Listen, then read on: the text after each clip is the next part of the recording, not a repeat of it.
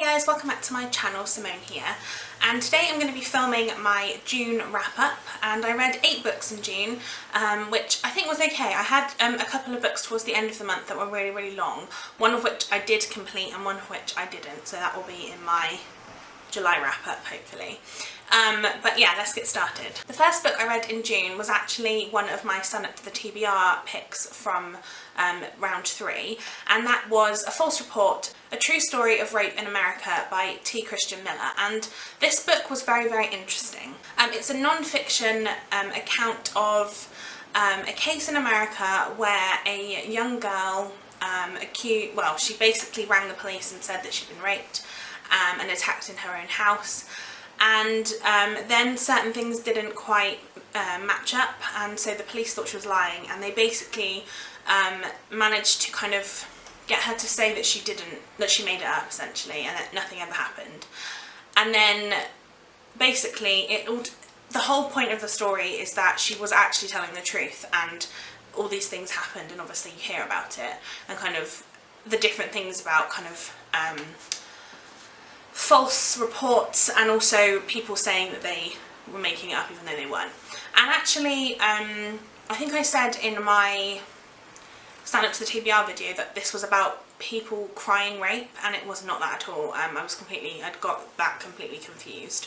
But actually I thought this was really well written. It was very succinct. It was very much talking about kind of the stigma around saying that you've been raped. Obviously a lot of the reason why people say that they were making it up is because they feel like they're not being believed, and they don't want to kind of go any further with it, and they don't want to talk about it anymore basically. And I found that to be, it is one of those issues that is very much stigmatised still, and I find that really sad, and I actually think this book was very important in talking about that.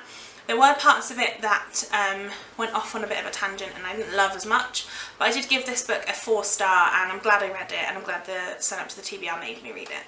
Then the next book I read was the last of my John Green reads. I've gone through all of his books now and read them all, and I think I've mentioned in previous videos that 3 of them I have not liked and 2 of them I had liked, and then there was this one. Which was Turtles All the Way Down by John Green, which is the latest book that he's released, and it follows a girl named Asa who suffers from intrusive thoughts and slight forms of OCD, and kind of she basically has this thing where she'll get kind of fixated on something and can't let it go, and it's about her, and that part of the story I thought was really well done.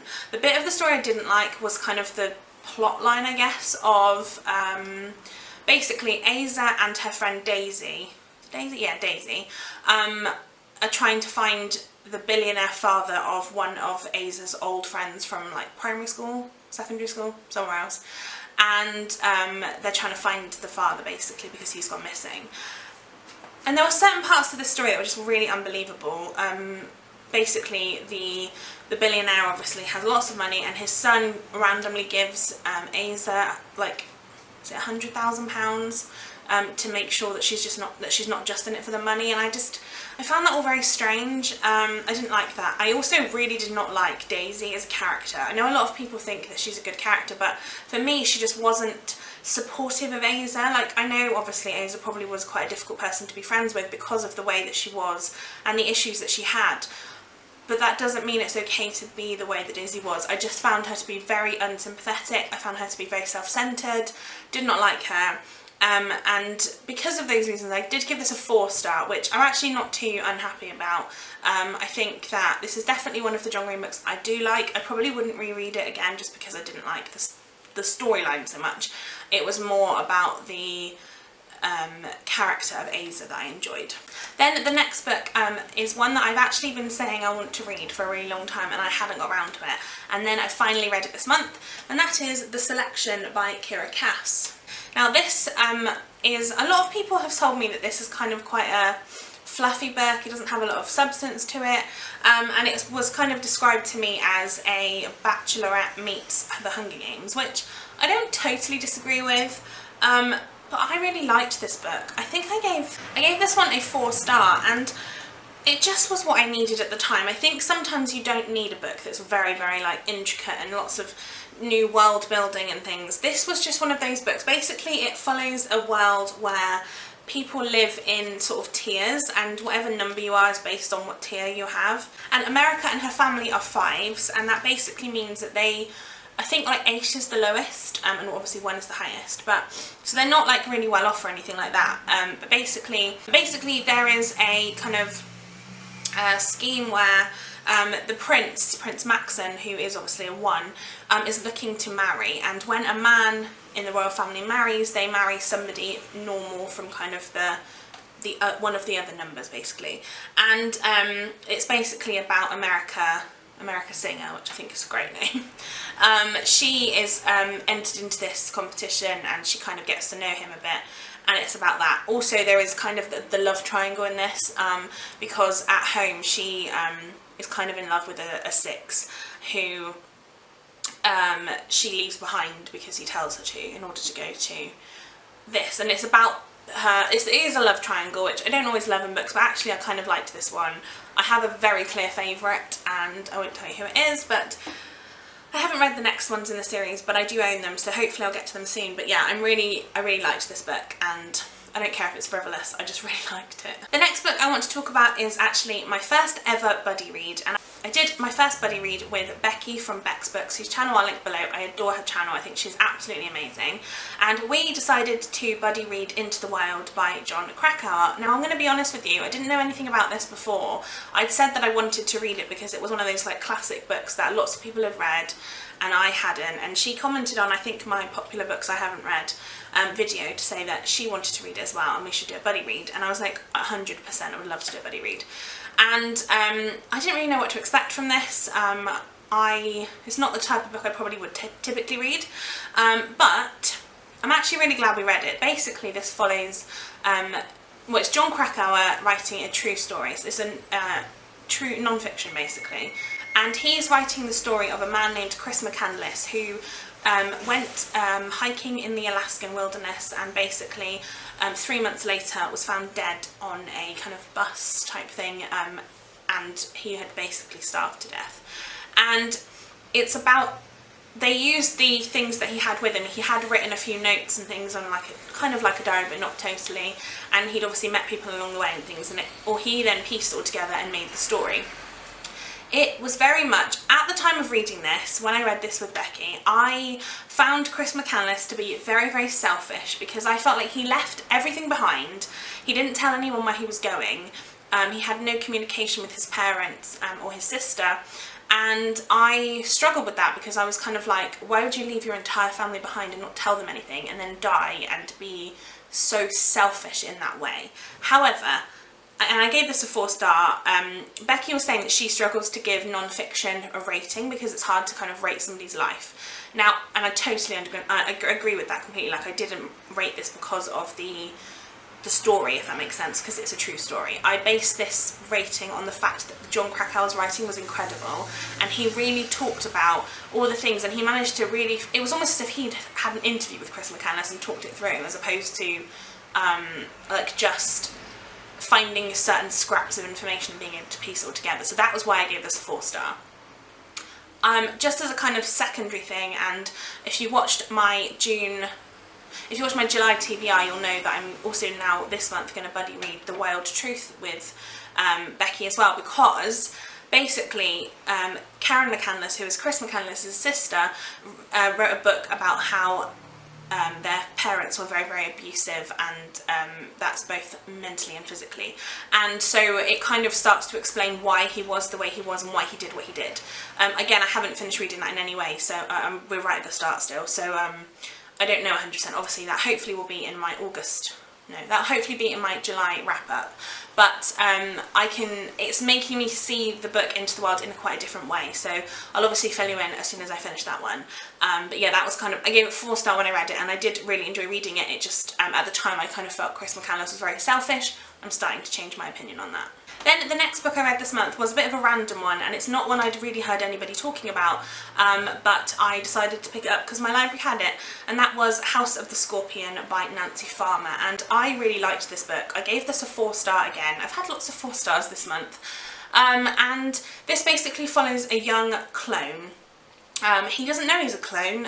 He is, it's a world basically where there are what basically are clones of people, but they call them Egypts, and basically they have a certain thing in their brain that stops them from being able to have any like actual thoughts, or they're like programmed to do certain things. So like they have to do these things, and they don't have like a personality, or they don't have opinions, or they don't have anything like that, except for the fact that this one boy, who is the main character in this, is actually the clone of a very high-powered, like head of a group. I don't really know how to explain it, but he is incredibly powerful, and he's chosen to have this clone in order to, because a lot of the times people have these clones in order to use their organs, like if they get old. So for example, the guy who he is the clone of is like 100 and I don't know, he's really old anyway, and he can then use him for like blood transfusions, things like that. However, because he's so powerful, he stops them from taking the kind of mind and the brain away from the young boy. So he actually is able to, he knows what's going on around him. He doesn't know he's a clone to start with, but towards like the middle of the book he is, but he's looked at in a very different way because he's a clone. He's very much looked down on. And this was just really interesting. It's not a book that I probably would have really thought much about, but because I picked it up and read it, I actually really liked it, and I think there's more in the series, and I probably will continue it because it just was really interesting.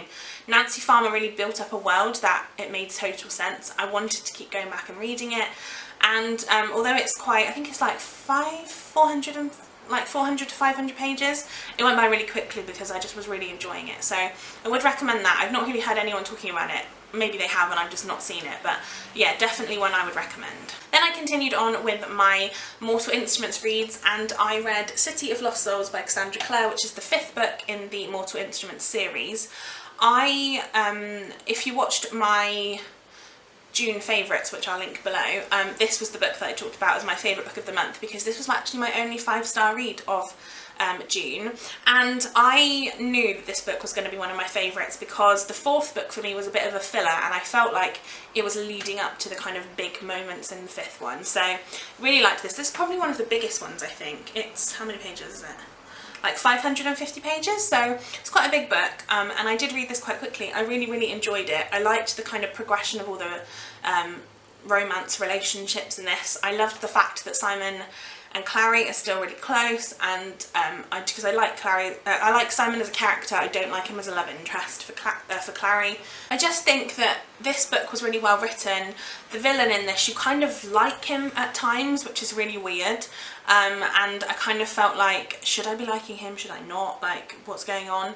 And yeah, just really liked this. There was lots of fun elements to this, lots of kind of like magical fairy elements and things like that, which were really fun, and yeah, just really enjoyed this one, and I only have one left in the series to read now, the finale, so hopefully that'll happen at some point soon. Then we have the first book that took me ages to read this month, and that was Angels and Demons by Dan Brown, which is part of the kind of Da Vinci Code Robert Langdon series. And a lot of people, I think that Da Vinci Code was the first book that in the series, but it's actually not. Angels and Demons is first, but I believe when they made the films, Angels and Demons was the second film made. This is basically about a Harvard symbologist called Robert Langdon. Well, he goes to CERN first to work out why this scientist has been killed, who has basically discovered antimatter. And then they get a call from the Vatican to say that this antimatter that's gone missing is at the Vatican somewhere, but they don't know where. And then they have the some so-called Illuminati trying to kill the cardinals who are potentially going to become the next pope. And it's really interesting. There's lots of symbols in it, lots of things that I didn't really know much about, which I felt like was good. I have read this book previously, and I liked it much more the first time I read it. I think maybe because I've seen the film and I enjoy the film quite a lot. The book now feels quite dry in places. I did still give this book a 4-star, but I definitely don't think that it's one that I will continue to reread. I was basically reading it because I own Inferno by Dan Brown, which I believe is like the 4th book in the series, and I wanted to reread them in order to get to that one. I'm hoping that when I reread the Da Vinci Code I will like it more, because I feel like I have very much I'm losing the interest of it otherwise, which is not great. Like I said, I did give this a 4-star still. I did feel like it was quite dry in places, and it took me forever to read. I mean, it is like a 600-page book or something. So I have read some quite big books this month, but to be honest with you, that one is just, it was one of those books that I was like, I don't know if I want to keep reading, but I was keeping reading for the sake of it, I suppose. So yeah, it's definitely one I'm glad I read. I'm not sure how I feel about the rest of the series now, because like I said, it kind of was dragging a lot. And then the final book that I read in June was a bit of a childhood throwback, and to be honest with you, after reading Angels and Demons, I was like, I just need a short, quick, snappy book that will take me no time at all and an easy read. And so I read The Story of Tracy Beaker by Jacqueline Wilson, which, as you might know, I think is about 150 pages long. It's like a childhood favourite of mine. I used to love the TV show Tracy Beaker, and also The Dumping Ground. It basically follows a girl named Tracy Beaker who's living in a foster home because her mother is no longer around, but she has this kind of very good imagination where she's hoping, or she kind of thinks to herself, that her mum's just this like famous actress and that's the reason why she can't look after her, and that she's going to come back soon and kind of sweep her off her feet and it's all going to be alright. And it's not quite the reality. I gave this a 3-star. Like I said, it's kind of it's middle grade, I believe. That's what I would class it as. And I've said in previous videos that I generally don't give middle grade more than a 3, but it was a good read. It really kind of made me happy to go back and read Jacqueline Wilson, and I do hope to read more of her books. But yeah, it's kind of one of those tough love books, I guess. Like, I didn't love it as much as I did as a kid, let's put it that way, but then would I? Because, you know, as a kid it was kind of aimed at me, basically. So yeah, I enjoyed it anyway. So that is all the books that I read in June. I would love to hear what you read in June, so let me know your favourite book of the month down below, and if you've read any of the ones that I read. Give this video a thumbs up if you liked it, and subscribe to my channel if you haven't already. I upload new videos every Monday and Friday at 5 PM British Standard Time, and yeah, so I hope to see you again. Press the little notification bell if you want to get notifications when I upload, and I'll see you in my next one. Bye guys!